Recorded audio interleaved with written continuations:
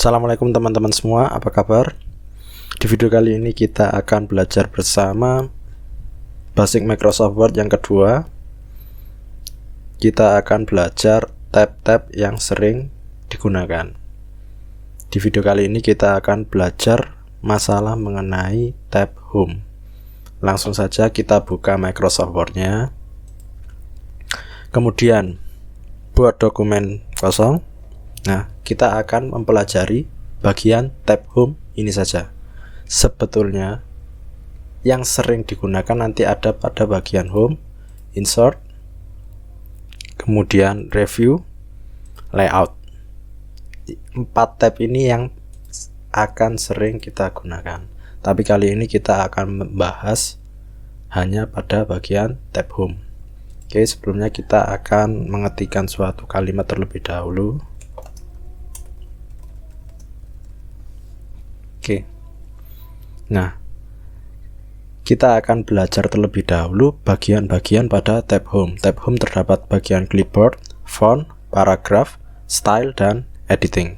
Kita akan belajar terlebih dahulu bagian font. Oke. Bagian font jelas ini adalah jenis fontnya. Ketika kalian ingin merubah jenis fontnya, tinggal blok, ganti, misal Times New Roman. Kemudian untuk ukuran huruf, nah, tinggal ganti seperti ini, atau kalian bisa ketikkan, misal 12. Kemudian bagian sampingnya ini hanya sama untuk memperbesar huruf. Nah, ketika saya klik, oke. Ketika saya klik yang bagian ini, kemudian bagian B jelas ini untuk bold, menebalkan, I untuk memiringkan, U untuk memberi garis. Ketika saya matikan, ya mati. Kemudian untuk bagian ini, nah, akan jadi tanda coret. Oke, kita matikan. Untuk mengganti warna, nah seperti ini. Kalian juga bisa atur warna sesuai dengan keinginan kalian. Oke. Ini ada pada bagian font yang sering kita gunakan.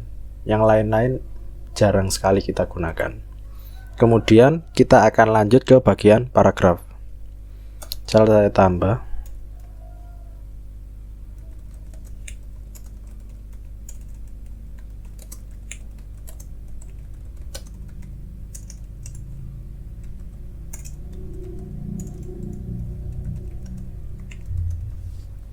Di bagian paragraf ini akan sangat jelas. Ini mohon maaf ya, saya copy aja supaya lebih cepat.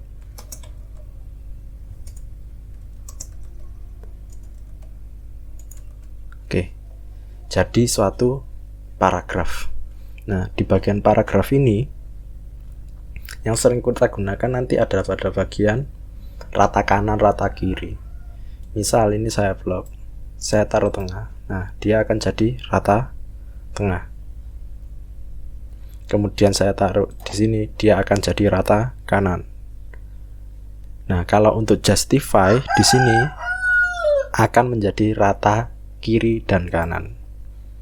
Nah, di sebelah kanan rata, di sebelah kiri rata.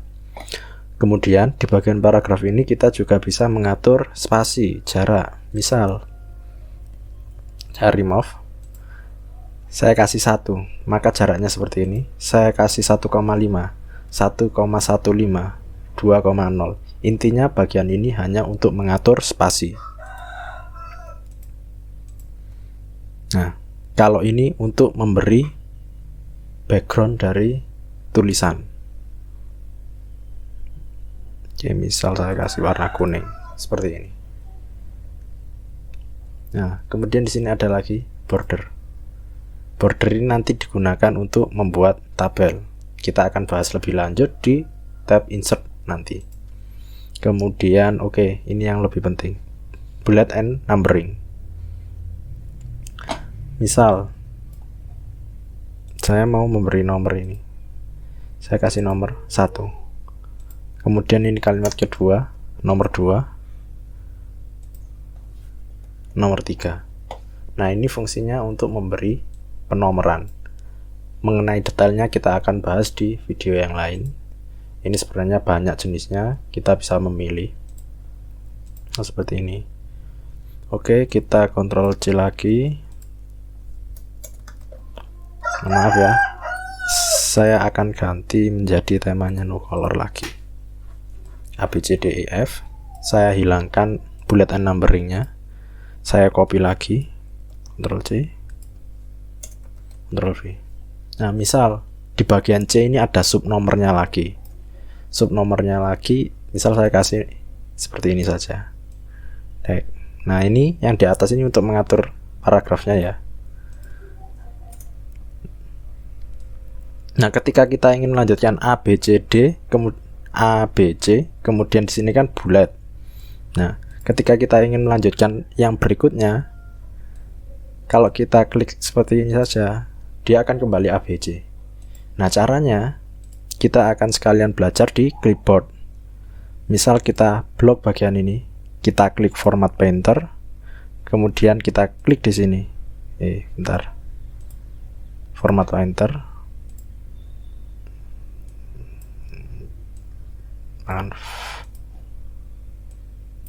Nah, dia akan berubah D E F. Dia akan melanjutkan sesuai dengan format yang kita gunakan. Kan di sini formatnya C.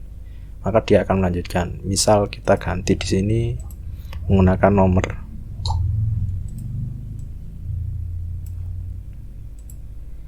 Gunakan nomor. Di sini kan masih belum melanjutkan. Kita klik aja, kita blok, kemudian nah, dia akan melanjutkan.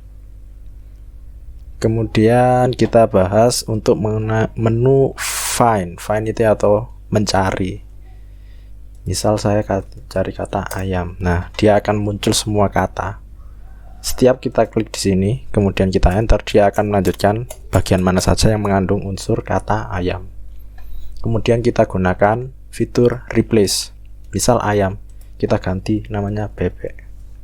Nah, kita replace satu aja, atau replace all. Misal kalau satu aja, nah yang terganti cuma ini aja. Nah, ketika kita replace all, oke, kita ganti bebek. Nah, maka semua akan ganti. Yang tadinya ayam ganti bebek semua.